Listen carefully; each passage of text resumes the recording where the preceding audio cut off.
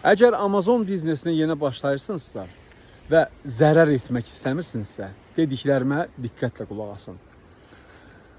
2 gün öncə, daha öncə mənlə danışıb Amazon işi ilə maraqlanan bir nəfər mənə zəng elədi və deyir ki, mən hazır biznes almışam, 8.000 dollar pul ödəmişəm, məni alladıblar. O məhsullar həqiqətən Amazondadır, amma onun yaxşı satıldığını mənə deyiblər və o pulu ödədikdən sonra artıq neçənci aydır o məhsuldan bir dənə belə olsun Kanada bazarında satılmıyor.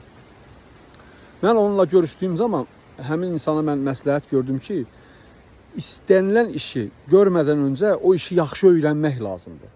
Əgər sən o işi bilmirsənsə, başqalarının ağlı ilə görəcəyin işdə zərər çəkəcəksən. Hər kəs özünü fikirləşir. Birincisi fikirləşin dostlar. Satılan hazır bizneslər əgər gəlirli, yaxşı bir pul gətirsə, onu kim satar? Qızıl yumurtlayan toyuğu kim kəsər?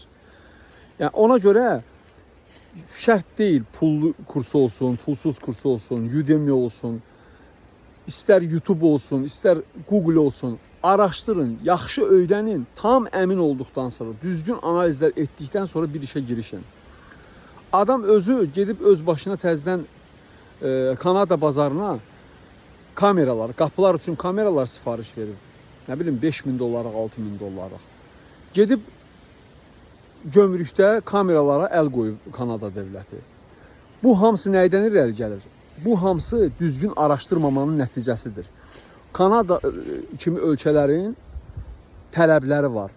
Hansı ki gömrük tələbləri, istər bu dərman olsun, qida olsun və ya bu kamera güvənlik sistemlərində də onlarda xüsusi icazələr və sertifikatlar lazımdır. Adam bununla bağlı heç bir bilgisi yoxdur deyə gömrük aldı əlindən, əl qoydu malına. Ona görə çox yaxşı öyrənin, çox yaxşı araşdırın, sonra başlayın o işə. Yoxsa sonda siz də onun kimi zərər edə bilərsiniz. Hər kəsə uğurlar.